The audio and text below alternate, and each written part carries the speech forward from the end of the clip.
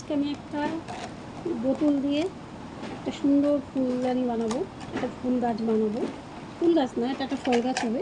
আমি প্রথমে বোতলটাকে এইভাবে কেটে নিয়েছি, কেটে নিয়ে এইভাবে সরু সরু করে মুখগুলোকে ছুচালো ছুচালো করে কেটে নিয়েছি যাতে পাতা শেপ দেওয়া যায়।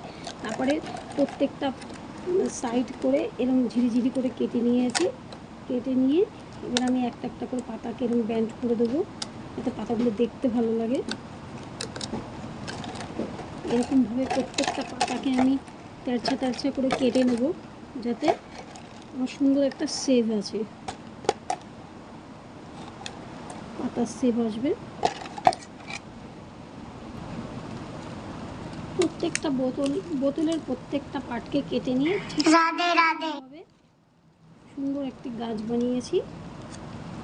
ঝিরিঝিরি করে পাতাগুলো কেটেছি, কেটে দেখো বন্ধুরা ঠিক এরকমভাবে পাতাগুলোকে কাটতে হবে এবং এরকমভাবে ঠিক একটার পর একটা বোতলকে মুখ দিয়ে ভালো করে আটকে এরকম একটা সুন্দর গাছ তৈরি করতে হবে।